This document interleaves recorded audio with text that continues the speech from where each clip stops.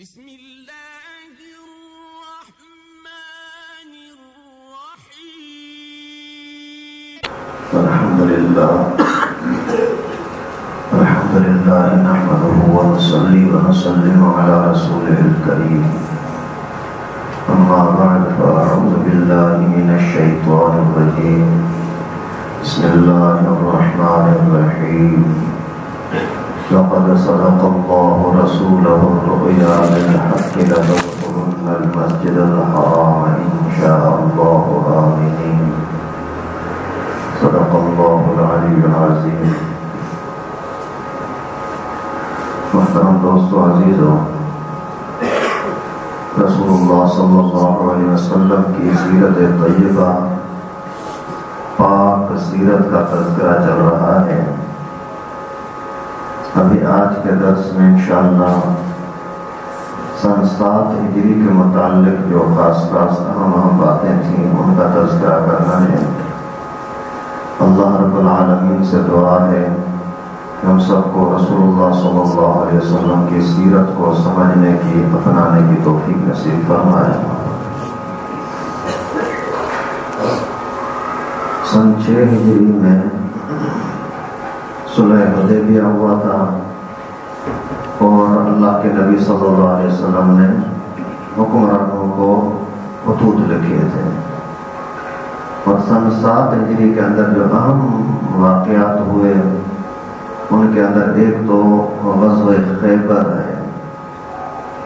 خیبر کی جنگ بہت عظیم ترین جنگ تھی اور اسلام کی حفاظت کا ایک بہت بڑا مضبوط ذریعہ بنے.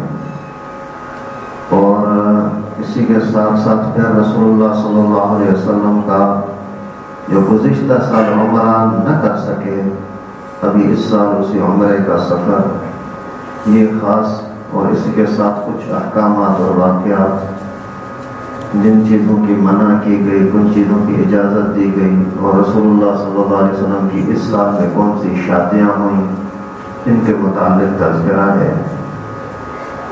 تو سب سے پہلے نمبر پر جنگ خیبر.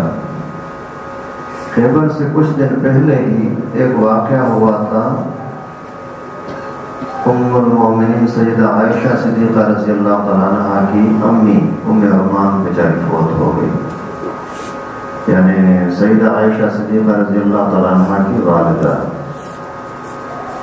اور اس کے بعد پھر ایک عجیب واقعہ ہوا حضرت خولہ رضی اللہ تعالیٰ عنہ کا. حضرت خولہ ایک بہت ہی پاک دامن نیک عورت تھی اور انتہائی درجے کی با اخلاق و شریف.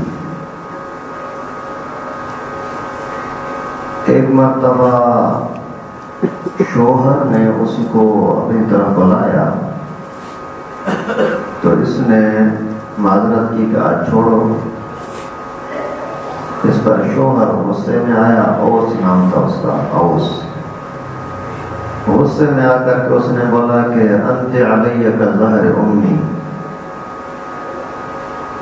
تو جب میری بات مانتی نہیں ہے تو تو میرے لیے میرے ماں کے جسم کی طرح ہے. جیسے میرے ماں کا جسم میرے لیے حرام، اسی طرح سے تو بھی میرے لیے حرام. پہلے زمانے میں اس جملے کے کہنے کا مقصد ہوتا تھا طلاق تجھے. یہ بیچاری بہت پریشان ہوئی اور وہ بھی غصے والا آدمی تھا اوس. جیسے ہی بعد میں اسی کو تھوڑا احساس ہوا رہے میں نے تو غلطی کی، میں نے یہ کیا کر دیا، پھر آ کر کے کہنے لگا کہ بس ٹھیک ہے ابھی ہم آپس میں صلح کرتے ہیں. تو بی بی خولہ رضی اللہ تعالیٰ عنہ نے فرمایا کہ نہیں، ابھی بات یہ ہے کہ اس جملے کے متعلق اللہ کے نبی کا، ہمارے استاد محترم کا حکم کیا ہے وہ پہلے معلوم کریں پھر دیکھتے ہیں. اس کے بغیر کوئی صلح نہیں ہے. پھر حضرت خولہ خود ہی رسول اللہ صلی اللہ علیہ وسلم کے پاس آئی.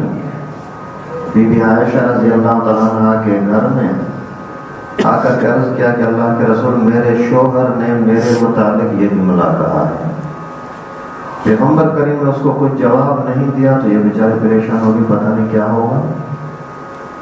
تو کہنے لگی اللہ کے رسول بات یہ ہے کہ ابھی میں اگر اس کو چھوڑ کر کے چلی جاتی ہوں تو پھر بچوں کا کیا ہوگا؟ اگر بچے اس کو اس کے پاس بھیجتی ہوں تو رسوا ہو جائیں گے، در بدر ہو جائیں گے. باپ بچوں کی کہاں پرورش کر سکتا ہے ماں کے بغیر؟ اور اگر بچوں کو میں اپنے پاس رکھتی ہوں تو بھوکے مر جائیں گے، میں کہاں سے گزر سفر کر سکوں گی اپنا اور ان کا. اللہ کے نبی صلی اللہ علیہ وسلم نے فرمایا اس مسئلے کے بارے میں اللہ تعالیٰ نے مجھے کچھ بھی ابھی تک حکم نہیں دیا. یہ بیچاری پیغمبر کریم سے تو ان کے پاس سے تو اٹھی لیکن صدمہ تھا، پریشان. ابھی کیا کروں؟ جا کر کے امی عائشہ کے ہی حجرے میں کونے میں جا کر کے نماز پڑھی، نفل نماز پڑھ کر کے صلاۃ الحاجت اور سجدے میں گئی اور سجدے کے اندر دعائیں کرتی رہی. وہ دعا میں ابھی سجدے میں پڑھی ہی تھی کہ اللہ رب العالمین کی طرف سے قد سمع اللہ قول التي تجادلك في زوجها وتشتكي الى اللہ، یہ آیت کریمہ نازل ہوئی، یہ سورت مبارکہ نازل ہوئی. اس کے اندر زہار کا حکم آیا کہ اللہ رب العالمین نے فرمایا کہ اس عورت کی بات میں نے سن لی جو آپ کے سامنے آ کر کے شکایت کر رہی تھی کہ میرا کیا ہوگا.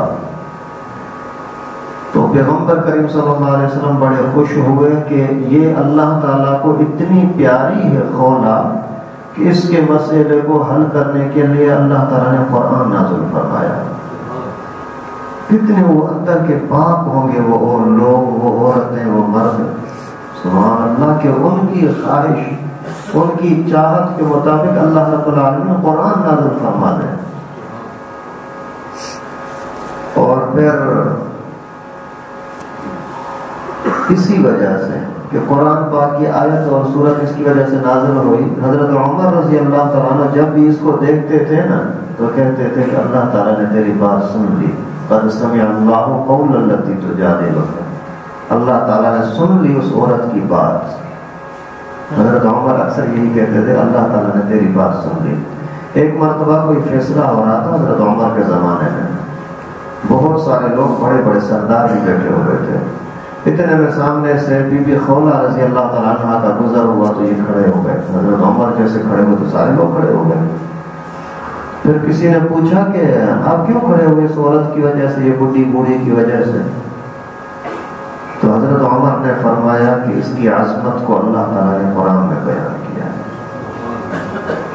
خیر جیسے یہ سورت مبارکہ نازل ہوئی تو اللہ کے نبی نے حضرت خولا کے شوہر کو اوس کو بلایا، فرمایا کہ ایسا نہیں کیا کرو، اور یہ جو تو نے زہار کیا ہے، مانا تو نے بولا کہ تیرا جسم میرے لیے میرے ماں کے جسم کی طرح ہے، ابھی آئندہ ایسا نہیں کرو. ابھی اس کا کفارہ یہ ہے کہ جب تک تو اسی کا کفارہ ادا نہیں کرے گا تب تک یہ تیرے لیے حلال نہیں ہے. اور کفارہ یہ ہے کہ ایک غلام کو آزاد کرو. کہ اللہ کے رسول میرے پاس غلام نہیں ہے. پیغمبر کریم نے فرمایا کہ 2 مہینے کے مسلسل روزے رکھو. عرض کہ اللہ کے رسول اتنی بھی طاقت نہیں ہے، میں کمزور ہوں اور مجھے بھوک بہت لگتی ہے، جب تک روزانہ دن میں 2-3 مرتبہ کھانا نہیں کھاتا گزارا نہیں ہوتا. پیغمبر کریم صلی اللہ علیہ وسلم نے فرمایا پھر 60 مسکینوں کو کھانا کھلا. اس نے عرض کیا کہ اللہ کے رسول میرے پاس اپنے پاس کھانے کے لیے نہیں ہوتا، ویسے ہی گزارے کے لیے تھوڑا بہت کر لیتا ہوں، 60 مسکینوں کو میں کہاں سے کھلاؤں گا؟ تو اللہ کے نبی صلی اللہ علیہ وسلم وہیں بیٹھے ہوئے تھے تو ایک بندہ آیا، کھجور کا ایک بڑا ٹوکڑا لے آیا. پیغمبر کریم صلی اللہ علیہ وسلم نے اسے اوس کو دیا کہ یہ لو، جا کر کے 60 مسکینوں پر تقسیم کر دو. تو اس نے عرض کیا اللہ کے رسول یہ ہم مجھ سے زیادہ کوئی غریب ہے ہی نہیں، سب سے بڑا غریب یہاں میں ہی ہوں. تو اللہ کے نبی صلی اللہ علیہ وسلم نے فرمایا جا تو ہی جا کر کے کھا. تو اسی کا نام ہے زہار اور زہار کا حکم. ابھی یہاں یہ مسئلہ سمجھیں کہ حدیث مبارکہ میں یہاں تک تذکرہ ہے جبکہ فتویٰ یہ ہے اور عمومی حالات کے اندر جو پیغمبر کریم کا فرمان تھا وہ یہی کہ کفارے کا پیسہ آدمی خود کھا نہیں سکتا، کسی اور ہی کو کھلانا ہے۔ تو یہاں پیغمبر کریم نے اس کو فرمایا کہ جا کر کے تو ہی کھا۔ اس کا مقصد یہ ہے کہ یہ بھلے تو اپنا ہی کھا لے اور تو اپنا گزر سفر کر، لیکن کفارہ تجھے ادا کرنا پڑے گا۔ جب تک کفارہ ادا نہیں کرے گا تب تک یہ عورت تیرے لیے حلال نہیں ہوگی۔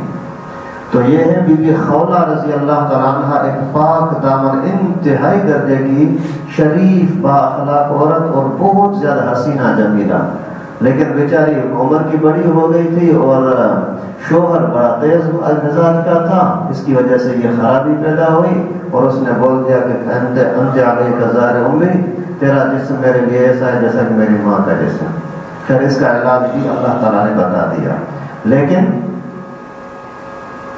آج کل بھی جو لوگ بول دیتے ہیں نا، جا میری ماں، بیوی کو بول دیتے ہیں تجھ سے تو میں پھنس گیا ہوں، یا اسی طریقے کا آج کے بعد تو میرے لیے میری بہن کی طرح ہے، میری ماں کی طرح ہے، اس طرح کا جملہ کہنا حرام ہے۔ اگر کسی نے بھی ایسا کہہ دیا کہ تو میرے لیے میرے ماں جیسی ہے، میری بہن جیسی ہے، تو میرے لیے میری بیٹی جیسی ہے، تو ایسا جملہ کہنے کی وجہ سے وہ اس کے لیے حرام ہو جائے گی، زہار ہو جائے گا، غلام آزاد کرنا پڑے گا۔ غلام نہیں ہے تو پھر 2 مہینے کے مسلسل روزے رکھنے پڑیں گے، مسلسل۔ اگر یہ بھی نہیں کر سکتا تو 60 مسکینوں کو 2 ٹائم کا کھانا کھلانا لازم ہوگا، تب تک یہ عورت اپنی بیوی اس کے لیے حلال نہیں ہے۔ پھر یہ واقعہ بھی اسی ہی غزوہ خیبر سے پہلے سن 6 ہجری کے آخر میں ہی ہوا تھا۔ اور پھر غزوہ خیبر کا کچھ مختصر پس منظر پہلے سنو، پھر اس کا خلاصہ بتاتا ہوں۔ غزوہ خیبر مدینے سے خیبر کی جگہ تقریباً 300 کلومیٹر دور ہے، آج بھی اس کا جگہ کا نام خیبر ہی ہے۔ وہاں اللہ کے نبی صلی اللہ علیہ وسلم 1600 صحابہ کو لے کر کے وہاں تشریف لے گئے تھے، اور وہاں تقریباً 20,000 یا 30,000 یہودی تھے اور بڑے جنگجو لوگ تھے۔ اور اللہ کے نبی صلی اللہ علیہ وسلم نے وہاں جا کر کے قلعوں کو فتح کیا۔ 8 ان کے مضبوط قلعے تھے جن کے اندر وہ رہتے تھے، اور تقریباً 93 لوگ دشمنوں کے مارے گئے، 15 کے لگ بھگ ہمارے مسلمانوں کے صحابہ کرام شہید ہوئے۔ اللہ تعالیٰ نے فتح مسلمانوں کو عطا فرمائی، اور وہ مجبور ہو کر کے صلح کے لیے تیار ہو گئے کہ جو بھی ہمارے ساتھ شرائط طے کی جائیں گی ہم ان کو ادا کرنے کے لیے تیار ہیں۔ پہلے تو ان کے لیے فیصلہ یہ ہوا کہ تم شرارتی ہو، یہاں سے نکل جاؤ خیبر سے۔ پھر انہوں نے ملت و سماجت کی کہ نہیں، ہمارے پر رحم کیا جائے۔ خود ہی انہوں نے بولا کہ ہمارے پاس اتنا اناج باغات وغیرہ ہیں، ان کا آدھا ہم آپ کو دے دیتے ہیں، ہمیں یہاں رہنے کی اجازت دے دیں۔ پھر پیغمبر کریم صلی اللہ علیہ وسلم نے ان کو اجازت دی کچھ شرائط کے ساتھ۔ یہ ہے اسی غزوہ خیبر کا پس منظر۔ لیکن تفصیل اس کا یہ ہوا کہ اللہ تعالیٰ نے وہاں سے حدیبیہ سے واپسی کے ٹائم پر قرآن پاک کی سورہ فتح نازل فرمائی کہ آپ کو میں فتح عطا کروں گا۔ وعدکم اللہ مغانم کثیرۃ تأخذونہا، بہت ساری غنیمتیں آپ کو ملیں گی۔ یہاں اگر آپ مکہ مکرمہ میں آئے تھے عمرے کے لیے، عمرہ نہیں ہو سکا، اب دل شکستہ نہ ہو، بڑے فائدے ملیں گے۔ کچھ فائدے تو میں نے آپ کو گزشتہ جمعے کو بھی گزشتہ درس میں بتایا تھے، لیکن اس کے ساتھ ساتھ اس بات کا بھی تذکرہ کیا کہ آپ کو غنیمتیں بہت ملیں گی۔ اور یہاں کی یہودیوں کی شرارتیں بھی سامنے تھیں۔ بنو قریظہ سے نکل گئے، بنو نذیر والے نکل گئے، جا کر خیبر میں ٹھہرے، وہاں سے پھر گئے مکے میں اور لوگوں کو بھڑکایا کہ مسلمانوں کو مٹاؤ، ختم کرو۔ تو اللہ تعالیٰ کی طرف سے حکم نازل ہوا کہ اب خیبر کی طرف نکلیں، اور ان کے بارے میں پتہ لگا کہ ابھی خیبر کے یہودی مکے والوں سے جب شکست ہوئی ان کو، تو پھر شرارت کر کے ابھی بنو غطفان قبیلے والوں کو تیار کر رہے تھے کہ آپ نکلو میدان میں. اللہ تعالیٰ کی قدرت، پیغمبر کریم صلی اللہ علیہ وسلم کو اس چیز کی اطلاع ملی. پیغمبر کریم نے صحابہ کرام کا اعلان فرمایا کہ چلو. تازہ سورت بھی نازل ہوئی تھی، سب کو پتا تھا کہ ہمارا لیے فائدہ ہے انشاءاللہ، دشمن ہم سے جیت نہیں سکتا. اللہ کے نبی صلی اللہ علیہ وسلم نکل کر کے باہر آئے، 1600 صحابہ. تو جیسے ہی آنے لگے تو منافقوں نے بولا کہ ہمیں بھی جانے کی اجازت دے دو. اللہ کے نبی نے منع کر دیا کہ نہیں، آپ نہیں آ سکتے، کیونکہ شرارتوں کا پتہ تھا. اور عبداللہ بن ابی جو خبیث تھا، امت کا سب سے بڑا فتنہ، اس کو پیغمبر کریم نے منع کیا اس وجہ سے کہ اس ظالم نے خفیہ طریقے سے یہاں خیبر والوں کو بھی بتایا تھا کہ اللہ کے نبی آپ کی طرف آنا چاہ رہے ہیں. تو پیغمبر کریم صلی اللہ علیہ وسلم جیسے قافلہ نکلا تو کیا کیا، ایک طرف غطفان قبیلہ ہے، آگے خیبر ہے، دونوں کے بیچ کے اندر اپنا اسٹاپ بنایا. یعنی ایک طرح کی چھاؤنی بن گئی کہ ہمارے لوگ سارے مجاہدین یہاں ٹھہریں گے، کاروائی کریں گے اور پھر یہاں ہی رہیں گے، کیونکہ قلعہ ہے مضبوط، قلعے کے اندر جانا ہمارے لیے آسان نہیں ہے اور وہ اتریں گے آسانی سے نہیں. اس وجہ سے جو عورتیں ہمارے ساتھ آئی، بھی ام سلمہ رضی اللہ تعالیٰ عنہا بھی ساتھی ہوئی جو مدینہ مکہ مکرمہ گئی تھی عمرے کے لیے. تو یہ یہاں ٹھہریں گے. اس میں فائدہ یہ ہوگا کہ غطفان قبیلے کے لوگ اگر آئیں گے تو جلدی پتہ لگ جائے گا، ان کا مقابلہ بھی ہو سکتا ہے. اگر ادھر سے خیبر والے مقابلہ کریں گے تو ان کے ساتھ بھی مقابلہ ہو سکتا ہے. ابھی وہاں ہزاروں کی تعداد میں لوگ، یہ صرف 1600. ابھی جیسے ہی وہاں پہنچے تو وہاں قلعے تھے مضبوط اور قلعوں کے اندر جانا آسان نہیں تھا. 8 قلعے تھے. ایک کا نام تھا قتیبہ، ناعم، شق، قموس، نطارہ، سعد، سقیف اور سلام. سب سے مضبوط جو قلعہ تھا اور زیادہ جنگجو لوگ جہاں رہتے تھے اس کا نام تھا قموس. پیغمبر کریم صلی اللہ علیہ وسلم نے سب سے پہلے وہاں کا قلعہ تھا ناعم، ان کی طرف رخ کیا. پہلے تو وہ مقابلہ کر رہے تھے، لیکن اللہ کے فضل و کرم سے وہ بھی اپنے طرف سے تیر چلا رہے ہیں، پتھراؤ کر رہے ہیں. وہ اوپر بیٹھے ہیں، ادھر سے مسلمان نیچے ہیں. خیر کچھ دنوں تک اس طریقے سے کشمکش چلی. آخر ان کے دل میں اللہ تعالیٰ نے رعب ڈالا اور انہوں نے شکست قبول کی. سامنے آ گئے کہ ہم نے ہتھیار پھینک دی، ہم مقابلہ نہیں کرتے. پھر دوسرا قلعہ، تیسرا قلعہ سے چلتے چلتے جو اہم ترین قلعہ تھا قموس، وہاں جیسے پہنچے تو قلعہ فتح ہی نہیں ہو رہا. دروازہ بہت بڑا ہے، بڑا پھاٹک، اسی کے اندر اس کو کراس کرنا ممکن نہیں اور وہ اوپر سے حملے کر رہے ہیں. اسی دوران ہمارے مسلمان کو شہید بھی ہوئے اور ان ظالموں کو کوئی نقصان ہی نہیں ہو رہا. تو محمد بن مسلم رضی اللہ تعالیٰ، محمود بن مسلم، یہ ایسے حملہ کرتے کرتے تھوڑا سا زخمی ہو گیا. جیسے زخمی ہوا تو ایک جگہ پر اس نے دیکھا کہ قلعے کی چھاؤں میں سائے میں جا کر کے بیٹھتا ہوں. وہاں جیسے بیٹھے تو ظالم کنانہ ایک یہودی تھا، اس نے دیکھ لیا. اس نے جلدی سے بڑا کوئی پتھر اٹھا کر کے یا چکی کا پاٹ اٹھا کر کے اوپر جو پھینکا تو حضرت وہی شہید ہو گئے. ابھی 3 دن تک کم از کم یہ جنگ یہاں چلتی رہی اسی قموس قلعے کے پاس، لیکن فتح نہیں ہو رہی. پیغمبر کریم صلی اللہ علیہ وسلم نے اعلان فرمایا کہ کل میں ایسے شخص کو علم دوں گا، جھنڈا دوں گا، جس کے ساتھ اللہ اور اللہ کا رسول بھی محبت کرتے ہیں اور وہ بھی اللہ اور اللہ کے رسول کے ساتھ محبت کرتے ہیں. امیر میں اس کو بناؤں گا. تو سب صحابہ کو پوری رات نیند نہیں آ رہی تھی. اللہ کرے میرا نام ہو، اللہ کرے میرا نام ہو، کیونکہ پیغمبر کریم کی زبان سے یہ بات نکلی ہے کہ اللہ تعالیٰ اس کے ساتھ پیار کرتے ہیں، محبت کرتے ہیں. تو بڑی پیار کی چیز تھی. حضرت عمر رضی اللہ تعالیٰ عنہ فرماتے تھے کہ اللہ کی قسم زندگی بھر کبھی بھی مجھے بڑا بننے کا شوق نہیں تھا کہ میں امیر بنوں، لیکن اس رات مجھے بڑا شوق ہو رہا تھا، کیونکہ پیغمبر کریم نے فرمایا تھا کہ اللہ تعالیٰ سے محبت کرتا ہے.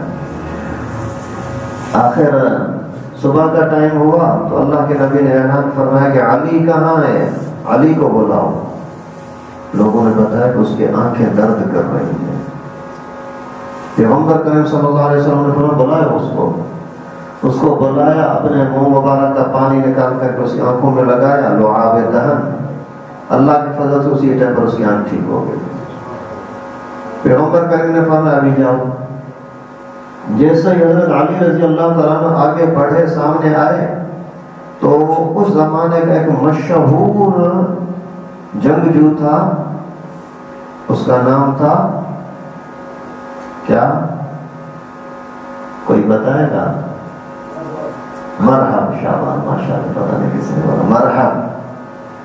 اس مرحب جنگجو، اس کے بارے میں مشہور تھا کہ یہ بندہ 1000 گھڑ سواروں کے مقابلے کا آدمی ہے، ایک بندہ 1000 بندوں کا مقابلہ کر سکتا ہے۔ یہ سامنے آیا، بڑا گرجتا ہوا اور حضرت علی رضی اللہ تعالیٰ عنہ کے ساتھ بحث مباحثہ کیا۔ علی پیچھے چلا جا، میں تیرا خون نہیں بہانا چاہ رہا۔ حضرت علی رضی اللہ تعالیٰ عنہ نے فرمایا کہ میں تجھے دعوت اسلام دیتا ہوں، مسلمان ہو جا۔ تو اس نے بولا کہ مجھے دعوت دے رہا ہے، اور آپ کے اندر جرأت کیسے؟ ایسے ہی میں نے تن سے انداز سے بڑے بکواس کے ساتھ شور کرنے لگا کہ تو ہوتا کون ہے کہ مجھے دعوت دے رہا ہے اور مجھے تو سلامتی کی باتیں کر رہا ہے کہ مسلمان ہو جا، سلامت رہے گا۔ حضرت علی رضی اللہ تعالیٰ عنہ وہی اس کو دعوت دے رہے ہیں، بھائی مسلمان ہو جاؤ، اچھا ہے۔ اگر مسلمان نہیں ہوتے تو پھر اسلامی حکومت کو قبول کرو، اپنے مذہب پر رہو تو بھی ٹھیک ہے، لیکن اس نے بولا زیادہ باتیں نہیں کرو، اگر لڑنا ہے تو میدان میں آ جا، تجھے پتا نہیں کہ میں مرحب ہوں، اور خیبر کے لوگ جانتے ہیں کہ مرحب کی حیثیت کیا ہے۔ کبھی بھی ایسا نہیں ہوا کہ میرے مقابلے میں کوئی بندہ آیا ہو اور جس قافلے میں میں ہوں اس قافلے کو شکست ہوئی ہو، ایسا کبھی نہیں ہوا۔ حضرت علی رضی اللہ تعالیٰ عنہ بھی سامنے آئے، اس ظالم نے دوڑتے دوڑتے آ کر کے وار کیا، لیکن حضرت علی رضی اللہ تعالیٰ عنہ نے اپنے آپ کو اس کے واروں سے بچایا، پھر پنیترا تبدیل کر کے اور اس کے اوپر جیسے ہی وار کیا، ایک ہی تلوار لگے، اللہ کی قدرت سے ایسا زور سے وہ تلوار لگی کہ اسی کا سر کا خود کاٹتے اس کے چہرے کو کاٹ گیا، سر پھٹ گیا ایک ہی وار کے اندر۔ جیسے ہی وہ گرا اور چیخنے لگا، سارے لوگ حیران، مرحب مارا گیا۔ پھر اسی طرح سے کچھ جنگ شروع ہو گئی، لیکن کوئی بڑی جنگ خاص ہو ہی نہیں، اور اللہ تعالیٰ نے ان ظالموں کو شکست دی، ان کے حوصلے ختم ہو گئے۔ یہ کیا؟ اچھا، جیسے ہی جنگ شروع ہوئی تو اللہ کی قدرت، حضرت علی رضی اللہ تعالیٰ عنہ کے ہاتھ میں جو تلوار تھی وہ ٹوٹ گئی۔ ابھی کیا ہو؟ تو وہاں جو بڑا گیٹ تھا، اسی گیٹ کو حضرت علی رضی اللہ تعالیٰ عنہ نے جیسے دھکا دیا تو وہ گیٹ گر گیا۔ یہ پر ان کے اوپر اور بڑا خوف ہو گیا کہ ابھی ہمارا گیٹ کھل گیا، ابھی تو ہمیں بھاگنے کے سوا اور کوئی راستہ ہی نہیں ہوگا۔ اسی طریقے سے پھر اللہ تعالیٰ نے ان کے اوپر بھی مسلمانوں کا روب ڈالا، اور یہ دروازے کا جو ایک پلہ تھا اتنا وزنی تھا کہ 40 بندے اسی کو اٹھاتے تھے، اس سے کم کے اسے لوگ نہیں اٹھا سکتے تھے، لیکن حضرت علی رضی اللہ تعالیٰ عنہ نے اکیلے نے اسی کو گرا دیا اور اٹھا کر کے پھینک دیا۔ یہ حضرت علی کی کرامت تھی، اللہ تعالیٰ کی طرف سے مدد تھی۔ پھر یہ مجبور ہو گئے، ان کے لوگ بھی، سب سے بڑا سردار مارا گیا۔ پھر جیسے ہی یہ پھاٹک کھلا، پھر بھی کچھ جنگ ہوئی، اس کے اندر کچھ بندے ان کے اسی قلعے میں مارے گئے، کچھ اور قلعوں میں مارے گئے۔ اسی طرح سے 93 لوگ ان ظالموں کے مارے گئے، یہودیوں کے، اور مسلمانوں کے 15 شہید ہوئے۔ اور ابھی جیسے ہی یہ فتح ہو گیا تو پھر ان کے کچھ مال وغیرہ سارا کچھ مسلمانوں کے قبضے میں آ گیا۔ ابھی پیغمبر کریم صلی اللہ علیہ وسلم نے ان کو فرمایا کہ ابھی آپ یہاں سے نکل جاؤ تو پھر آپ کے جان کو امان دیتے ہیں، مارتے نہیں ہیں۔ تو انہوں نے بولا کہ اگر آپ ہمیں صرف مارتے نہیں ہو، جان کی امان ملتی ہے، یہ بھی آپ کا بڑا احسان ہے۔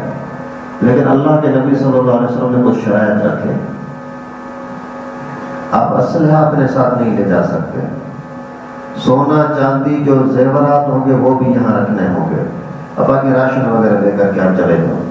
پہلے تو جانے کی باتیں ہوئیں، وہ بھی کافی حد تک تیار ہوئے، لیکن کچھ ان کے بڑے لوگوں نے بولا اللہ کے رسول ہمارے حال پر ہم کریں، ہمیں یہاں رہنے دے دیں، اجازت دیں کہ ہم رہیں۔ پیغمبر کریم صلی اللہ علیہ وسلم نے ان سے فرمایا ٹھیک ہے آپ کو رہنے کی اجازت ہے، لیکن اس شرط پر آپ قلعے کے اندر نہیں رہو گے، کیونکہ آپ کی شرارتیں بہت ہو چکی ہیں، بہت تم نے اسلام کو نقصان دیا ہے۔ اتنے ظالم یہودی ہمیشہ شرارتی ہوتے ہیں، اللہ کو اللہ کے رسول کو نہیں مانتے اور نہیں معاف کرتے تو ان کو کیا چھوڑیں گے۔ قرآن اپنی کتاب کو تورات کے اندر تبدیلی کر دی، اور اللہ تعالیٰ نے ان کے بارے میں فرمایا ہے وَيَقْتُلُونَ النَّبِيِّينَ بِغَيْرِ حَقٍّ، اللہ کے نبیوں کو مارنے کے اندر بھی ظالم ان کو احساس نہیں ہوتا اور قتل بھی کر دیتے ہیں۔ یہ دو باتیں خود اللہ تعالیٰ نے ان کی بیان کی ہیں کہ وہ نبیوں کو قتل کرتے ہیں اور اپنی کتاب میں تحریف کرتے ہیں۔ علماء نے لکھا ہے کہ آج کے مسلمانوں میں بھی یہودیوں کی یہ دونوں باتیں آ گئی ہیں۔ ایک تو آج کے مسلمان بھی قرآن پاک کا مقصد اپنی مرضی کا نکال لیتے ہیں۔ قرآن پاک کہتا ہے کہ آپ پردہ کرو، عورتوں کو حکم ہے پردہ کرو، تو آج کے مسلمان بولتے ہیں کہ پردہ تو دل کا ہونا چاہیے، جسم کا پردہ کرنے کی کیا ضرورت ہے۔ اللہ تعالیٰ نے فرمایا کہ لا یمسہ الا المطہرون، قرآن پاک کو بغیر وضو کے، بغیر پاکی کے آپ ہاتھ نہیں لگا سکتے۔ اور فرحت ہاشمی جیسی عورتیں قرآن پاک کی تفسیر بیان کرتے اور کہتی ہیں کہ قرآن کو ہاتھ لگانے کے لیے وضو کی ضرورت نہیں ہوتی۔ یہاں جو پلیتی کے دن ہوتے ہیں ان دنوں کے اندر اگر عورت قرآن پاک پڑھتی ہے تو کوئی منع نہیں ہے۔ تو قرآن پاک کا مقصد اپنی مرضی کا نکالنا یہ یہودیوں کی شرارت ہے، اور وہ نبیوں کو قتل کرتے تھے۔ آج کے مسلمان کہلانے والے نبی کے وارثوں کو قتل کرتے ہیں، ان کے خلاف نفرتیں پھیلاتے ہیں۔ تو ان یہودیوں نے جب اللہ کے نبیوں کے ساتھ دشمنی کی، اللہ کے کتاب کو رد و بدل کرنے کی کوشش کی، تو وہ بھی ذلیل و رسوا ہوئے۔ تو اگر مسلمان بھی کسی قرآن والوں کو، علماء کو، نبی کے وارثوں کے ساتھ دشمنی رکھیں گے یا پھر قرآن کا مطلب تبدیل کرنے کی کوشش کریں گے، تو یہ بھی اسی رسوائی کے حقدار ہوں گے۔ خیر، پھر اللہ کے نبی صلی اللہ علیہ وسلم ان کے ساتھ کچھ شرائط رکھے، اگر مانتے ہو تو ٹھیک، نہیں تو پھر نکل جاؤ۔ پھر کچھ شرائط رکھی گئی، ان میں سے یہ تھا کہ آپ یہاں قلعوں کے اندر نہیں رہو گے، اسلحہ وغیرہ سارا ہمارے حوالے کرنا ہوگا، اور اگر کوئی شرارت کی تو پھر آپ کو یہاں سے خیبر سے بھی نکال دیا جائے گا۔ انہوں نے قبول کر لیا، اور انہوں نے بولا کہ ہم اپنی آمدنی کا آدھا آپ کو دے دیں گے، اس وجہ سے کہ آپ حکومت آپ کی ادارے کو جس حکومت میں رہتے ہیں، جیسے ہم ٹیکس وغیرہ ادا کرتے ہیں، آپ کو بھی ٹیکس ادا کرنا پڑے گا۔ اس پر وہ خود ہی راضی تھے، انہوں نے مشورہ دیا۔ پھر وہ ہر سال اللہ کے نبی صلی اللہ علیہ وسلم کی طرف سے کوئی نہ کوئی صحابی جاتا تھا، جا کر کے ان سے یہ ٹیکس لے کر کے آتا تھا، جزیہ۔ اور اسی طریقے سے پھر ایک اور چھوٹا قلعہ تھا اسی کے مقابلے، قموس کے مقابلے میں چھوٹا تھا، وادی القریٰ کا علاقہ اور طیبہ، یہاں بھی یہودی رہتے تھے۔ ان کے ساتھ پیغمبر کریم صلی اللہ علیہ وسلم کا لڑنے کا موڈ تھا نہیں، لیکن وہ لڑنے کے لیے تیار تھے۔ اللہ کی قدرت ان کو بھی آنا تھا، اسلام کے زیر لگی۔ پھر کچھ مٹ بھیڑ ہوئی، لڑائی ہوئی، اور اللہ تعالیٰ نے دشمن کے 10 بندے وہاں بھی مار دیے، وہ بھی جہنم رسید ہوئے۔ پھر ان کے اوپر بھی خوف آیا۔ ایک قلعے کے اندر ایسا ہوا کہ وہ فتح نہیں ہو رہا تھا۔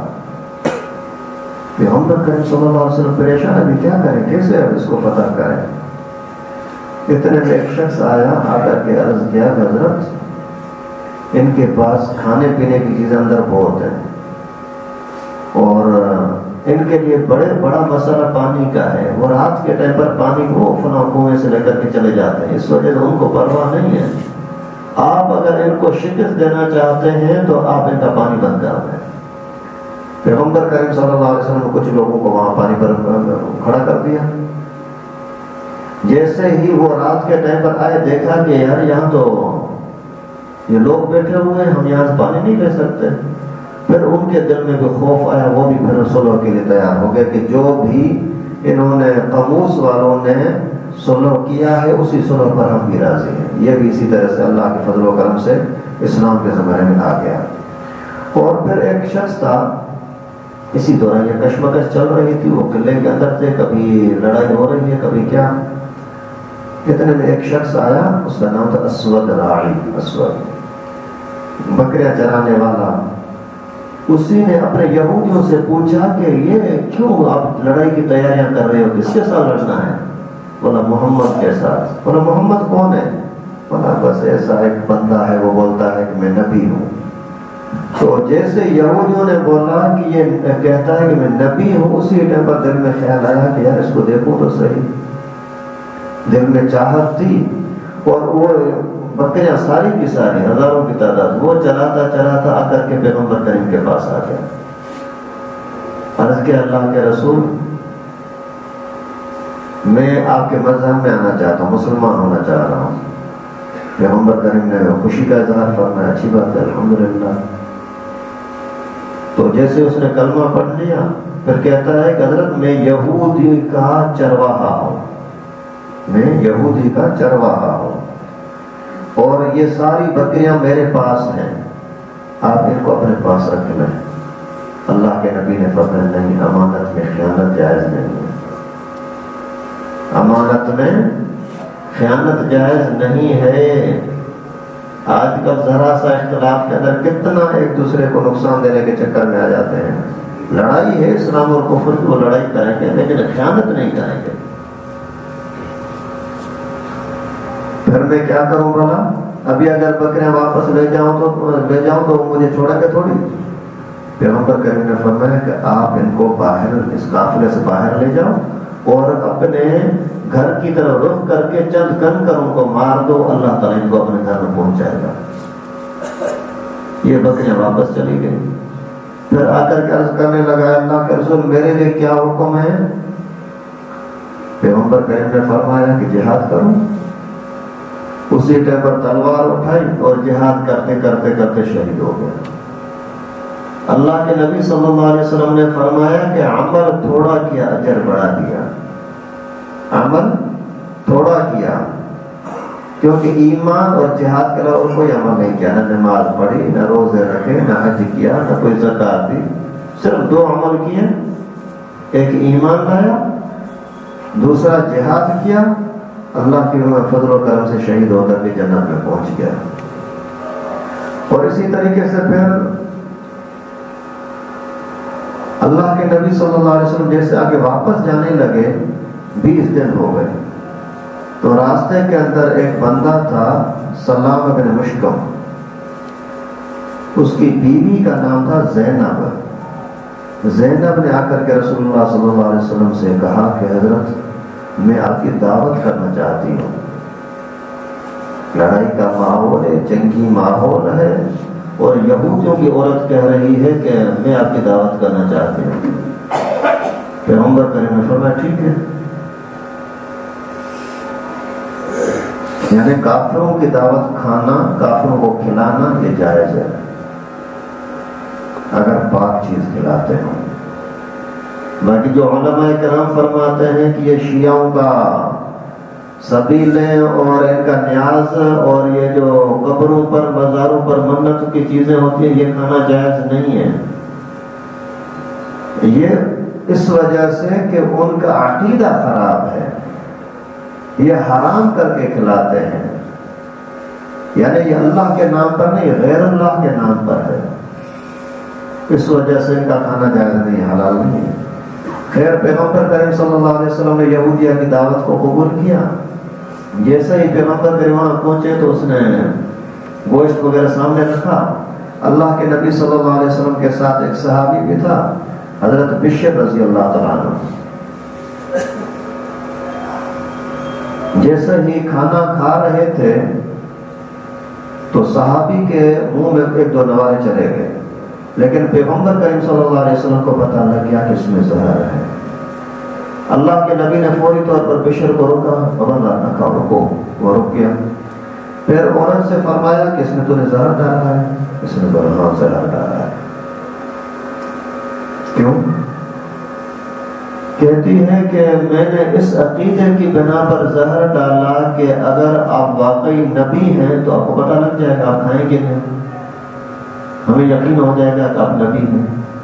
اور اگر آپ کو پتہ نہیں لگتا اور آپ نے زہر کھا لیا پھر تو ہمارا دشمن مارا, کہ اچھی بات ہے. پیغمبر کریم صلی اللہ علیہ وسلم نے اس کو کوئی سزا وزا نہیں دی. لیکن حضرت بشر رضی اللہ تعالیٰ عنہ کو, بشر بن برہ, اسی کو اس زہر کا اثر ہوا اور شہید ہو گئے. زہر کھانے ہی کی وجہ سے شہید ہوئے. پھر پیغمبر کریم صلی اللہ علیہ وسلم نے اس کو بلایا اور پھر اسی کو سزا کے طور پر قصاص کے اندر اس کو بھی قتل کر دیا گیا. لیکن آپ اندازہ کریں, اس نے خود مانا ہے کہ میں نے زہر کھلایا ہے, اور پیغمبر کریم کو معجزے کے طور پر پتہ بھی لگا ہے کہ اس میں زہر ہے. اس کے باوجود بدلہ نہیں لے رہے. اس کے باوجود بھائی بدلہ نہیں لے رہے. امت کو سبق دے رہے ہیں کہ آپس کی چپکلشیں, ناراضگیاں, ان کو معاف کرو. آپ اگر دوسروں کو معاف کرو گے تو اللہ تعالیٰ آپ کو معاف کریں گے. اللہ کے نبی صلی اللہ علیہ وسلم کے پاس ایک بندہ آیا, آ کر عرض کیا کہ حضرت وہ فلاں مجھے بہت تنگ کرتا ہے. پیغمبر کریم نے فرمایا اس کو معاف کرو. اس نے عرض کیا حضرت کتنی مرتبہ معاف کروں؟ پیغمبر کریم نے فرمایا کہ جتنا تو چاہتا ہے کہ اللہ تجھے کتنا مرتبہ معاف کرے. جتنا تو چاہتا ہے کہ اللہ تعالیٰ تجھے معاف کرے تو بھی اوروں کو اتنا ہی معاف کیا کر. جتنا آپ اپنے آپ کو جھکاؤ گے اتنا ہی اللہ رب العالمین آپ کو اوپر کریں گے. من تواضع للہ رفعہ اللہ, یہ قانون ہے, قاعدہ ہے. آپ دو بندے لڑے ہیں. ایک حدیث شریف میں آتا ہے کہ جو بندہ حق پر ہونے کے باوجود جھگڑے کو ختم کرے اس کو جنت میں لے جانے کا میں ذمہ دار ہوں. حق پر ہونے کے باوجود میاں بیوی ہیں, آپس میں لڑ پڑے, بیوی سمجھتی ہے میں حق پر ہوں, لیکن چھوڑو جھگڑا, کون کرے گا, چھوڑو, میں ٹھیک ہے بھائی مجھے معاف کر دو, میری غلطی ہے. اللہ کے نبی آپ کو جنت میں لے جائیں گے. تو اسی طریقے سے پھر یہاں سے جو مال غنیمت ملا اس کو تقسیم کیسے کیا؟ تقسیم کا طریقہ کار پیغمبر کریم صلی اللہ علیہ وسلم نے یہ فرمایا کہ کچھ حصہ تقریباً آدھا وہ بیت المال کے لیے رکھ دیا. ہمیشہ یہ سرکاری فنڈ میں جمع ہوگا, پھر سرکار حکومت پیغمبر کریم صلی اللہ علیہ وسلم خود اس کو تقسیم فرمائیں گے. باقی آدھا پھر صحابہ کرام نے تقسیم کر دیا. اس کے تقسیم کا طریقہ یہ تھا کہ جو گھوڑے پر سوار ہو کر کے آیا اس کو دو حصے دیے جا رہے تھے, ڈبل دیا جا رہا تھا, ایک حصہ گھوڑے کا اور ایک حصہ اس مجاہد کا. باقی جو بغیر سواری کے آئے تھے ان کو پھر ایک ایک حصہ مل رہا تھا. اور یہاں جو زمینیں وغیرہ تقسیم ہونی تھی کچھ تو ان کو ان کے ہی حوالے کر دیا کہ آدھا راشن وغیرہ آپ جمع کراؤ گے. باقی جو تقسیم کرنی تھی تو ان صحابہ کو ملی جو صلح حدیبیہ کے ٹائم پر پیغمبر کریم صلی اللہ علیہ وسلم کے ساتھ تھے, اور وہ سارے وہ غریب صحابہ تھے جو سب کچھ وہاں مکے میں چھوڑ کر کے آئے تھے. اور یہاں انصار مدینہ نے ان کے ساتھ مدد کے اندر یہ مکان وغیرہ دیے تھے. ان کو جیسے خیبر کے اندر یہ چیزیں مل گئی تو انہوں نے پھر وہ ساری کی ساری واپس کر دیں کہ انصار مدینہ آپ کی بڑی مہربانی کہ آپ نے ہمارے اوپر احسان کیا, جو کچھ آپ کا احسان اللہ تعالیٰ کو اجر دے گا. ہمیں ابھی آئندہ آپ کی ان چیزوں کی ضرورت نہیں, اللہ تعالیٰ نے ہمیں کشادگی عطا فرما دی. اسی واقعے میں کھانے کا ٹائم ہوا تو کچھ لوگوں نے گوشت وغیرہ تیار کر رہے تھے. پیغمبر کریم صلی اللہ علیہ وسلم نے فرمایا کیا کر رہے ہو؟ انہوں نے بولا کہ ہم نے گدھے کو کاٹا ہے، اسی کا گوشت تیار کر رہے ہیں. اللہ کے نبی صلی اللہ علیہ وسلم نے فرمایا کہ اللہ تعالیٰ نے میرے اوپر وحی نازل فرمایا گدھے کا گوشت حرام. ابھی گدھا کھانے کی اجازت نہیں ہے. اسی طرح سے پہلے گھوڑے کا گوشت کھانے کی اجازت ہوتی تھی، گھوڑا کھاتے تھے لوگ. اسی ہی سفر میں اللہ کے نبی صلی اللہ علیہ وسلم نے گھوڑے کا بھی منع کر دیا کہ گھوڑے کا کھانا بھی جائز نہیں ہے. لیکن گدھے کا کھانا حرام ہے اس کے پلیت ہونے کی وجہ سے. گھوڑے کا کھانا حرام ہے اس کے محترم ہونے کی وجہ سے کہ جہاد کا ذریعہ ہے. اسی کے ذریعے سے جہاد ہوتا ہے، اسلام کا نام اور اسلام کا کلمہ سربلند ہوتا ہے. اور اسی دوران ایک اور حکم نازل ہوا، مدعے پر پابندی. پہلے مدعے کی اجازت ہوتی تھی. مدعے کا مقصد یہ ہوتا ہے کہ وقتی نکاح، اگر کوئی لڑکا لڑکی آپس میں سیٹنگ کر لیں، پھر 5 دن کے لیے، مہینے کے لیے، سال کے لیے آپس میں نکاح کر لیا، پھر وہ ایک دوسرے کو چھوڑ دیتے تھے، بس ٹھیک ہے بھائی ابھی 2 مہینے گزر گئے، ابھی ہمارا تیرے ساتھ واسطہ کوئی بھی نہیں ہے. اسی کو کہتے ہیں مدعا. یہ پہلے اجازت ہوتی تھی، لیکن اللہ کے نبی صلی اللہ علیہ وسلم نے غزوہ خیبر کے اندر اعلان فرما دیا کہ آج کے بعد مدعے کا نکاح حرام ہے. اور شیعوں کے پاس آج بھی چلتا ہے، نعوذ باللہ. یہ تو خبیث قسم کے، عجیب قسم کے ان کا ذہن ہوتا ہے. کہتے ہیں کہ مدعے کی وجہ سے اگر کوئی بچہ پیدا ہو گیا تو وہ تو ولی بن جاتا ہے. نعوذ باللہ. آج کل زنا کا نام ہی مدعا ہے بس. اللہ تعالیٰ مسلمانوں کو خیرات نصیب فرمائے. اسی طرح سے پیاز اور لہسن، اسی کے کھانے پر بھی اللہ کے نبی صلی اللہ علیہ وسلم نے اسی سفر کے دوران منع فرما دیا کہ کوئی بھی بندہ لہسن کھا کر کے مسجد میں نہ آئے، کیونکہ اسی کے بو سے مسلمان فرشتوں کو تکلیف ہوتی ہے. اور اگر پکا کر کے کھاتے ہیں تو کوئی منع نہیں ہے. کچی لہسن کھانا کھا کر کے مسجد میں آنا تازہ جلدی میں یہ جائز نہیں ہے. ابھی آپ تھوڑا سا اندازہ کریں کہ لہسن کھانا جائز ہے، حلال ہے، کوئی خرابی نہیں ہے، رزق ہے. لیکن اس کی بو جو کہ اچھی نہیں ہے تو مسجد میں آنے کے ٹائم پر نہ کھاؤ. تو جو لوگ سگریٹ پی کر بھی جلدی مسجد میں آ جاتے ہیں، یہ کتنی گندی چیز ہے. آگ منہ میں ڈال کر کے، دھواں منہ میں ڈال کر کے، جس پاک زبان سے اللہ کا نام لیتے ہیں، قرآن پڑھتے ہیں، اسی کے اندر آگ ڈالیں یار. اور کتنا خطرناک ہے. خود سگریٹ کے ڈبے پر رکھا ہوا ہے کہ یہ خطرناک ہے، لکھا ہوا ہے، لیکن پھر بھی مسلمان ایسے پاگل ہو جاتے ہیں. اور اسی سفر کے دوران ہر جانور یا پرندہ جو درندہ ہے ان پر پابندی لگا دی گئی. جو بھی درندہ ہو، بھلے پرندوں میں سے ہو، پنجے کے ذریعے سے شکار کر کے کھاتا ہے، اس کا کھانا حرام ہے. اور جو پنجے کے ذریعے سے، چونچ کے ذریعے سے کھاتا ہے، یعنی چیر پھاڑ نہیں کرتا، ان کا کھانا جائز ہے. بس یہ اصول ہے شریعت کا. ابھی کون سا یہ سمندر کے بہت سارے پرندے ہوتے ہیں، ابھی کس کو ہم حلال کہیں، کس کو حرام کہیں؟ بنیادی طور پر آپ اس کے اندر دیکھو کہ وہ درندگی اس کے اندر ہے یا نہیں، چیر پھاڑ کر کے اور چیزوں کو کاٹتا ہے یا نہیں. اگر کاٹتا ہے تو اس کا کھانا جائز نہیں. اور درندوں میں سے یعنی عام جو جانور ہیں، ان جانوروں میں سے بھی جو پنجے کے ذریعے سے شکار کریں یا درندگی کرتے ہوں اور جانوروں کو کاٹتے ہوں، ان کا کھانا جائز نہیں. ابھی بکری ہے، یہ درندہ نہیں ہے، حلال ہے. کتا ہے، درندہ ہے. بلیوں کو اور جانوروں کو کیسے پکڑ کر پھاڑتا ہے، تو یہ جو بھی درندہ ہوگا وہ حرام ہوگا. ہرن ہے، جنگلی جانور ہے، لیکن درندہ نہیں ہے، حلال ہے. ریچھ ہے، بھیڑیا ہے، درندہ ہے، حرام ہے. تو ان کے اوپر بھی اللہ کے نبی صلی اللہ علیہ وسلم نے حلال حرام کا حکم بتلا دیا. اسی طرح سے سود کا حکم بھی یہاں پہ پیغمبر کریم صلی اللہ علیہ وسلم نے منع فرما دیا کہ سود حرام ہے. اور سود آج کل کے زمانے میں سود کی کئی ساری صورتیں ہیں. کوئی بھی صورت سود کی ہو حرام ہے. بس یہاں تک کہ حدیث شریف میں آتا ہے کہ ماں کے ساتھ زنا کرنے کے برابر ہے. نعوذ باللہ. اتنا بڑا جرم ہے سود، بیاج، اور کسی نہ کسی طریقے سے مسلمانوں کو اس کے اندر دھکیل دیتے ہیں. 1000 روپے کے کڑک نوٹ چاہیے، پرانے نوٹ دے کر کے نئے نوٹ لو، 10-20 روپے زیادہ لیے، یہ سود ہے. اسی طریقے سے سونا ہے، یعنی برابر وزن ہے لیکن اس کے اندر کمی بیشی کر دی، یہ سود ہے. آج کل یہ بانڈ سے لیتے ہیں نا، بانڈ، یہ بھی سود ہے.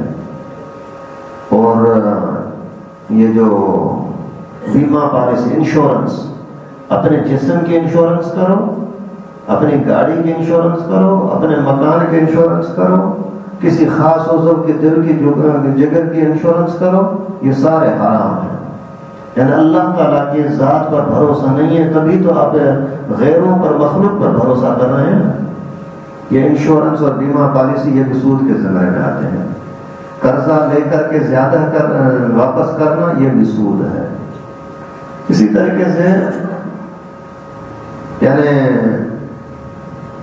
آج کل تقریباً ہر چیز کے اندر سود ہی سود پڑا ہوا ہے. جہاں کہیں بھی سود ہو اس کام کو چھوڑ دو. بظاہر ایسا لگتا ہے کہ سود اور کاروبار ایک ہی جیسا ہے، نہیں. جہاں کہیں بھی شبہ ہو آپ علماء کرام سے پوچھیں، اس میں برکت ہوگی انشاءاللہ. اور استبراء کا حکم بھی اللہ تعالیٰ نے اسی سفر کے دوران نازل فرمایا. استبراء یہ ہوتا ہے کہ پہلے زمانے میں لونڈیاں بھی ہوتی تھیں اور وہ خرید و فروخت ہوتی تھی. کبھی وہ میری ملکیت میں، کبھی دوسرے کی ملکیت میں، کبھی تیسرے کی ملکیت میں، اس طرح سے ملکیتیں تبدیل ہوتی تھی. تو جب ایک عورت ایک کی ملکیت سے نکل کر کے دوسرے کی ملکیت میں گئی تو جب تک اس کا رحم کا، بچہ دانی کا خالی ہونا پتہ نہ لگے تب تک دوسرے بندے کے لیے اس کا اپنا میاں بیوی والے تعلقات استعمال کرنا جائز نہیں ہوتے. یہاں دوسرے لفظوں میں اسی کو جو عدت کہتے ہیں آج کے زمانے میں، وہ تو نہیں ہے، لونڈیاں تو نہیں ہیں، باقی شادیاں تو ہیں.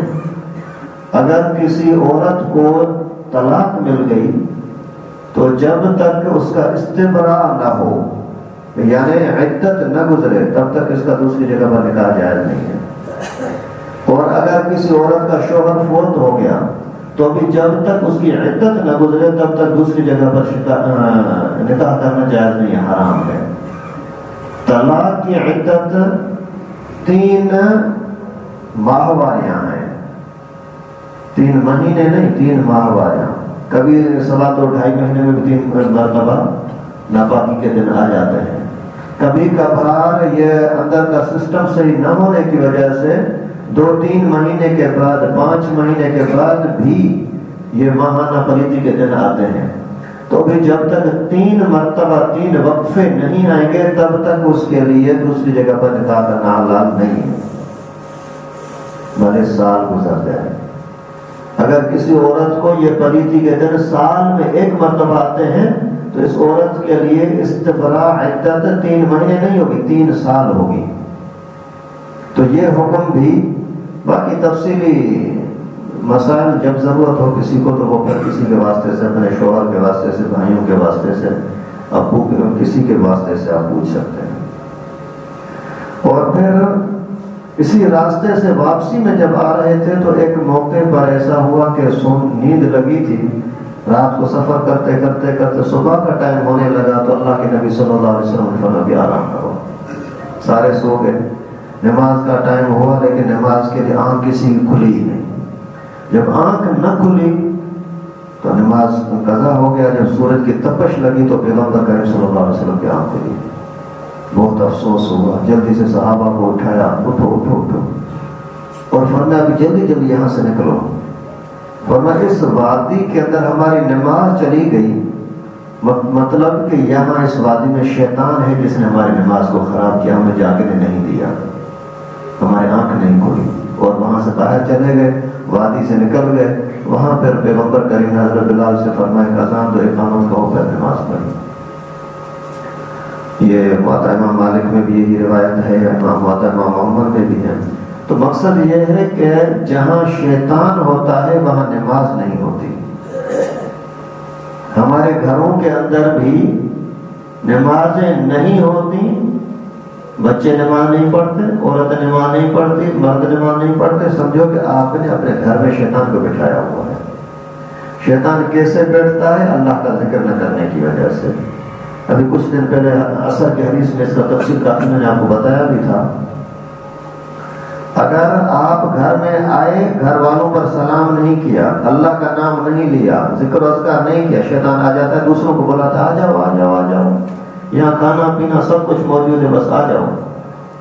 پھر آپ نے جو اپنے بچوں کے لیے کھانا تیار کیا ہے، اپنے لیے کھانا تیار کیا، وہ شیطان کھا جاتا ہے۔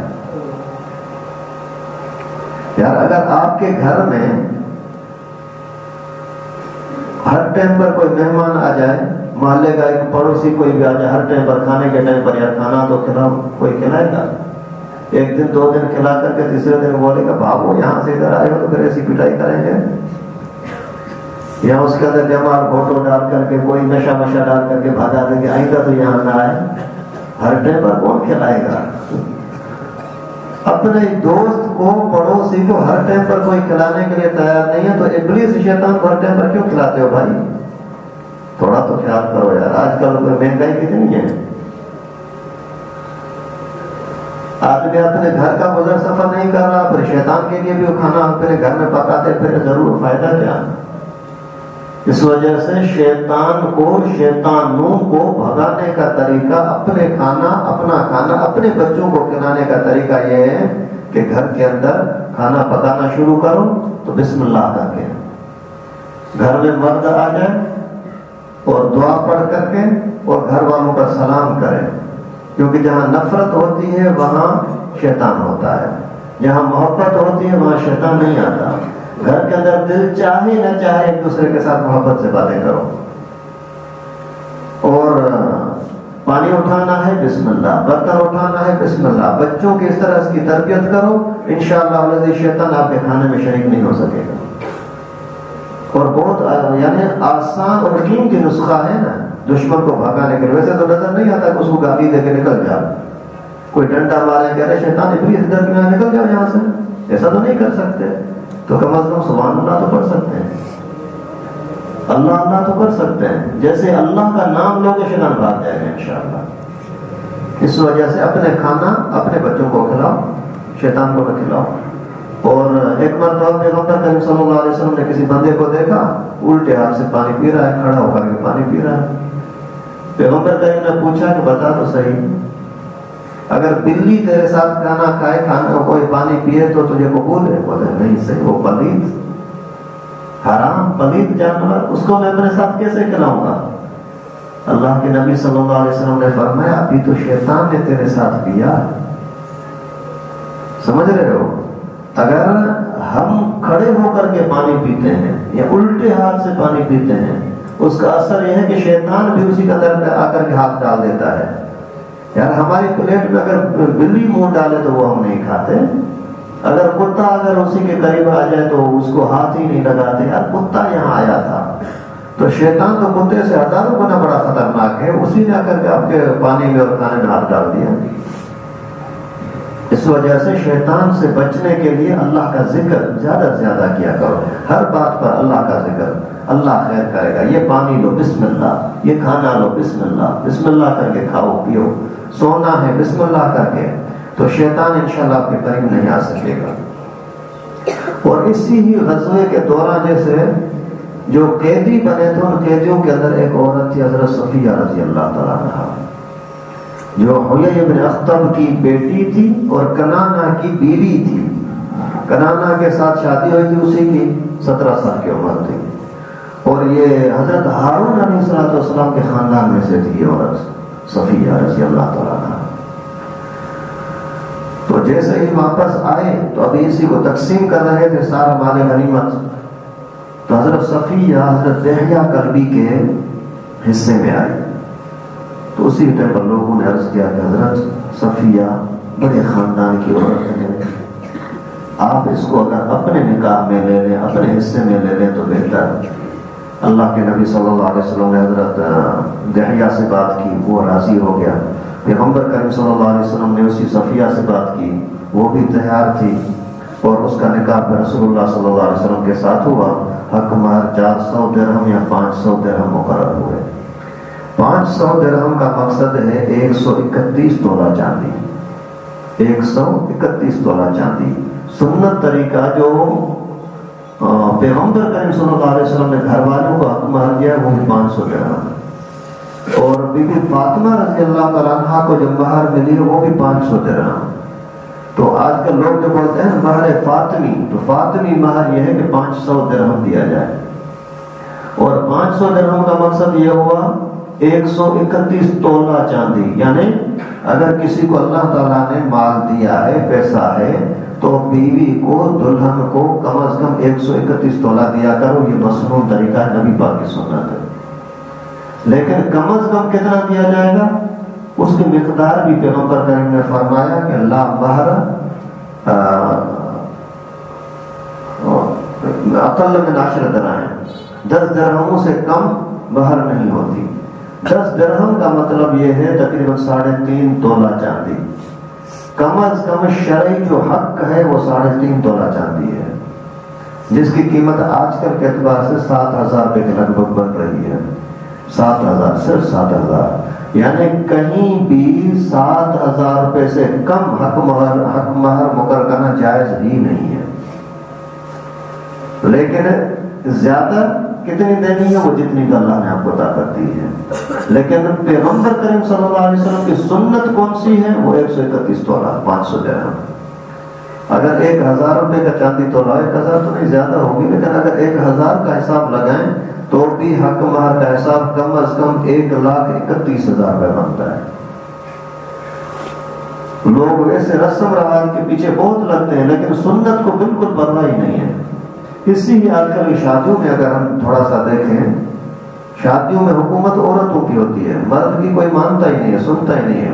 پیسہ بولتے ہیں مرد کو تو لے کے دے، تو لے آ کہیں سے، لیکن مرضی ہم اپنی چلائیں گے۔ بھلے مرضی آپ اپنے چلاؤ، آپ کی عورتیں بھی گھر کا حصہ ہے، اس میں کوئی شک نہیں ہے، لیکن شوہر کے پیسوں پر شوہر کو جہنم میں تو نہ بھیجو۔ بیٹے کے پیسوں پر بیٹے کو اللہ کے عذاب کی طرف تو نہ دھکیلو۔ پیسے اس مرد بیچارے نے کما کر کے لایا، اور آپ نے وہ پیسہ گانے پر اور اسی ناجائز محفل پر لگا دیا، تو آپ خود بھی گناہگار، وہ بھی گناہگار۔ پیسہ اللہ کی نعمت، اللہ کی نعمت کو اللہ کی نافرمانی میں خرچ کیا، اللہ کی نعمت کو، پیسے کو اللہ کی نافرمانی میں خرچ کیا۔ مصیبت یہ ہوئی کہ اللہ تعالیٰ نے آپ کی روزی بند کر دی۔ آپ پیسے کے لائق ہی نہیں ہے، کس منہ سے آپ پیسے مانگ رہے ہو؟ آپ روزی کے لائق ہی نہیں، آپ کو روزی دے رہا ہوں، اللہ رب العالمین روزی دے رہا ہے، اور ہم اسی روزی کو اللہ ہی کی، اللہ کے رسول کی نافرمانی میں لگائیں۔ پیغمبر کریم نے فرمایا انما بعثت لکسر المزامیر، مجھے اللہ تعالیٰ نے ساز گانوں کو توڑنے کے لیے بھیجا ہے۔ ہماری مسلمان عورتیں، مسلمان مرد اسی ساز گانے کے پیچھے پوری رات محفلیں سجا رہے ہیں۔ کتنا بڑا گناہ ہے بھائی، فائدہ کیا ہے؟ کچھ بھی نہیں۔ سنت آسان ہے، بدعتیں مشکل ہوتی ہیں۔ سنت طریقہ ولیمہ ہے، ولیمے کو کوئی پوچھتا ہی نہیں ہے، سنت طریقہ ولیمہ ہے۔ اور ولیمہ کیا ہوتا ہے؟ آج رات کو نکاح ہوا، آج رات دلہا دلہن کے آپس میں ملاقات ہوئی، پھر دوسرے دن اللہ تعالیٰ کی اس نعمت کے شکریہ کے لیے دعوت کرنی ہے، اس کا نام ہے ولیمہ۔ ابھی آپ اندازہ کریں کون بندہ ہے جس نے ولیمہ کیا ہو؟ شادی کے دن ولیمہ سنت ہے، نکاح سنت ہے، اس کے علاوہ اور کوئی سنتیں نہیں ہیں۔ لوگ کیا کریں گے کہ ورنہ کے اندر 4-5 دیگیں بنا دیں گے جو ابھی تک نکاح سے 3-4 دن پہلے، اس کا شریعت میں کوئی حساب کتاب ہے ہی نہیں۔ خرچہ کتنا بڑا کر رہے ہیں، بوجھ اپنے پر کتنا بڑا، ثواب کچھ بھی نہیں۔ اور پھر جو نکاح کے ٹائم پر دعوت کرتے ہیں یہ بھی سنت نہیں ہے، یہ بھی مہمانوں کو کھلا دینے کا ثواب تو ملے گا، لیکن سنت یہ بھی نہیں ہے۔ سنت صرف یہ ہے آج نکاح ہوا، پھر رات کو میاں بیوی کی آپس ملاقات ہوئی، پھر دوسرے دن شکرانے کے طور پر ادا کرنا، اسی کا نام ہے ولیمہ۔ پیغمبر کریم صلی اللہ علیہ وسلم کا ایک صحابی تھا حضرت عبدالرحمن رضی اللہ تعالیٰ، اسی کے جسم پر کوئی ایسی خوشبو نظر آئی جو عورتیں لگاتی ہیں، مرد نہیں لگاتے، اس کا نام تھا خلوف۔ پیغمبر کریم کے اپنے شاگرد سامنے بیٹھا تھا، اس پر نظر پڑی، یہ کیا شادی کی ہے کیا؟ بولا ہاں یا اللہ کے رسول میں نے شادی کی ہے۔ پیغمبر کریم نے فرمایا پھر ولیمہ کر لے، اگر اور کچھ نہیں ہے تو گھر کے کوئی جانور بکری شکری گھر میں تو ویسے ہی ہے، ان میں سے کوئی کاٹ دے۔ ابھی آپ اندازہ کریں اسی واقعے سے کہ ایک بندہ ایک شاگرد ہے، اسی شہر میں رہ رہا ہے، پیغمبر کریم کو استاد کو بتایا ہی نہیں، نکاح کر لیا، اور اللہ کے نبی نے اس کو تانا نہیں کیا، بھائی تو نے مجھے دعوت کیوں نہیں دی؟ نہیں۔ مجھے کیوں نہیں بتایا؟ نہیں۔ مجھے کیوں نہیں بولا نکاح پڑھانے کا؟ نہیں۔ کوئی تانا شانہ نہیں۔ تو ہم اسی سنت کو اگر اپنائیں گے تو سنت کی وجہ سے شادی برکت والی رہے گی۔ اگر ہم سنتوں کو ٹھکرا دیں گے نعوذ باللہ ثم نعوذ باللہ، اور بدعتوں کے پیچھے، رسم رواج کے پیچھے، تو یہ تو بہت بڑی مصیبت ہے اپنے لیے۔ پیغمبر کریم کے زمانے کا ایک کافر تھا، اس نے بولا تھا کہ اخترت النار علی العار، مجھے لوگ تانا دیں کہ یہ کیوں نہیں کیا، یہ مجھ سے برداشت نہیں ہے، بھلے جہنم میں چلا جاؤں، بھلے چلا جاؤں، لیکن تانا برداشت نہیں ہے۔ آج کے مسلمان یہی کرتے، بھائی یہ کیوں کرتے ہو، یہ کیوں کرتے ہو، یہ کیوں کرتے ہو، لوگوں کا رواج ہے، نہیں کریں گے تو لوگ کیا بولیں گے۔ بھائی میت کے اوپر اگر سوائم نہیں کریں گے تو لوگ بولیں گے کہ بھائی میت کے لیے یہ بھی نہیں کیا۔ یار پیغمبر کریم کے زمانے میں میت نہیں ہوئے تھے، اللہ کے نبی نے تو کسی کے لیے سوائم نہیں کیا تھا، جہنم نہیں کیا تھا، تو پھر ہم اپنے آپ کو پیسے خرچ کر کے جہنم کیوں خریدے بھائی؟ تو شادی کو سادگی والی ہوگی تو اس میں برکت ہوئی ہوگی، محبت کے ساتھ ماحول بھی چلے گا، اور تھوڑا سا اپنے آپ کو یہ تسلی دیں کہ ہم یہ جو کام چھوڑ رہے ہیں پیغمبر کریم کی وجہ سے، اس کے اندر انشاءاللہ بڑی برکت آئے گی۔ اور پھر اسی ہی غزوے سے جیسے واپس آ رہے تھے تو حبشہ کے لوگ حضرت جعفر رضی اللہ تعالیٰ عنہ والے یہ بھی واپس آ گئے، اور پیغمبر کریم نے کھڑے ہو کر کے اس کے پیشانی کو چوما، اپنے شاگرد کے پیشانی کو چوما، اور بڑا خوشی کا اظہار فرمایا۔ اور اس نے حضرت جعفر نے بتایا کہ اللہ کے رسول، پیغمبر وہاں سے بادشاہ نے آپ کی طرف ہدیے کے طور پر ایک عورت دی ہے، اس کا نکاح کرا کے دیا ہے۔ اس عورت بزرگہ کا نام تھا ام حبیبہ رضی اللہ تعالیٰ عنہ۔ ام حبیبہ بھی ہجرت کر کے گئی تھی حبشہ، اور اس کا شوہر فوت ہو گیا، پھر بادشاہ نے، حبشہ کے بادشاہ نے ام حبیبہ کی طرف پیغام بھیجا کہ آپ اگر راضی ہو تو میں آپ کا نکاح پیغمبر کریم کے ساتھ کر دوں۔ تو ام حبیبہ کو اتنی خوشی ہوئی کہ جو باندھی اس کے پاس آئی خبر دینے کے لیے، جتنا کچھ اس کے پاس سامان، پیسے وغیرہ، چاندی سونا تھا، سارا کا سارا اسی باندھی کو دے دیا کہ تیری مہربانی، تو نے خوشی کی خبر مجھے دی ہے۔ پھر اسی ام حبیبہ رضی اللہ تعالیٰ عنہ کا نکاح نجاشی بادشاہ نے رسول اللہ صلی اللہ علیہ وسلم کے ساتھ کر دیا، اور حضرت جعفر اسی کو لے کر کے آئے۔ ام حبیبہ ابو سفیان کی بیٹی ہے، اور نکاح ہوا تھا عبید اللہ بن جہش کے ساتھ، اور وہ جو فوت ہو گیا تو پھر پیغمبر کریم صلی اللہ علیہ وسلم کے نکاح میں آئی اور ام المؤمنین بن گئی۔ اور اس کے بعد پھر یہ صلح حدیبیہ کے اندر جو یہ معاہدہ ہوا تھا کہ اس سال واپس جاؤ، اگلے سال انشاءاللہ بھلے آپ عمرے کے لیے آ جانا، وہ پھر عمرے کا کسی نام ہے عمرۃ القضاء، یہ انشاءاللہ اگلے درس کے اندر۔ اللہ رب العالمین سے دعا ہے کہ اللہ تعالیٰ ہم سب کو پیغمبر کریم صلی اللہ علیہ وسلم کے دین کو، سنت کو اہمیت کے ساتھ اور محبت کے ساتھ ماننے کی، اپنانے کی، اپنی زندگی میں لانے کی توفیق نصیب فرما۔